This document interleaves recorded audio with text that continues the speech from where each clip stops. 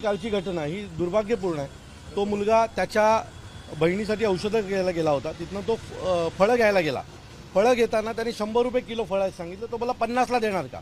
तो हिंदीत बोलत होता। हा बोला मराठीत बोलला, महाराष्ट्रात राहतो तर त्याच्यावरनं तो वाद सुरू झाला। त्यानंतर तिथे असलेली काही मुसलमान मुलं ही जमायला लागली। एक 100-150चा मॉब जमला।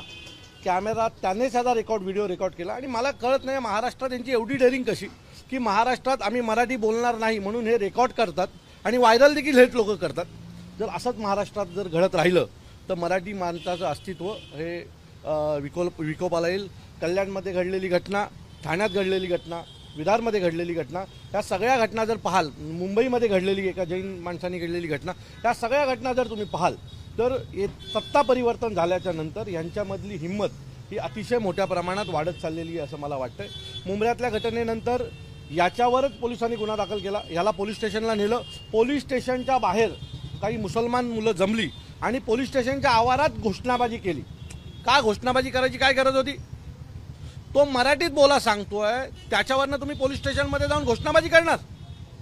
आणि त्यांनी घोषणाबाजी केली म्हणून या मुलाला आणि त्याच्या आईला 4-4 तास पोलीस स्टेशनला जर तुम्ही बसवून ठेवणार असाल तर मला असं वाटतंय मग महाराष्ट्रात याच्या पुढे भाषिक वाद जर सुरू झाला तर कोणाला हे करायची गरज नाही आहे। ज्या पद्धतीने महाराष्ट्रात मागच्या काही दिवसापासून या गोष्टी घडतात, मराठी माणसांवर सतत हल्ले व्हायला लागलेले आहेत, हे वाढतील भविष्यात।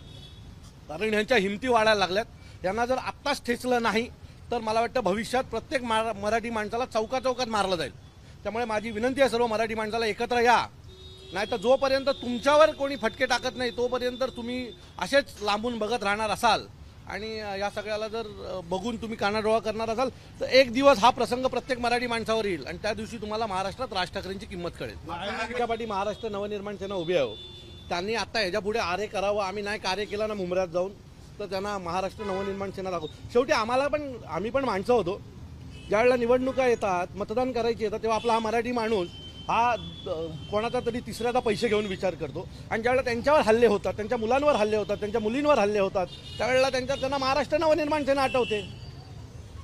मतदानाच्या दिवशी पैसे खाल्ले नसतेत आणि मनसेसोबत उभे राहिले असतात तर आज हिंमत नसती झाली, मनसेचे 10-12 आमदार निवडून आले असते तर। पण हरकत नाही, आम्ही मराठी माणसावर प्रेम करतो। आम्ही मराठी माणसांसाठीच आमचा पक्ष आहे आणि मराठी माणसांच्या पाठी आम्ही खंबीर उभे राहू। सन्माननीय राजसाहेबांची जी शिकवण आहे, मराठी माणसावर जर कोणी हात उचलण्याचा प्रयत्न केला तर त्याला जागेवर तोडा, आम्ही त्यांना जागेवरच तोडू, हा आमचा शब्द आहे। ठाकरेंना चॅलेंज द्यायची कोणाच्या बापाच्यात हिंमत नाही हो। अजून आम्ही रस्त्यावर उतरलो नाही, यांना घरात घुसून मारू। ही ज्या गोष्टी घडतायत ना, याला जबाबदार फक्त मराठी माणूस आहे। हा स्वतःला बुद्धिजीवी, खूप हुशार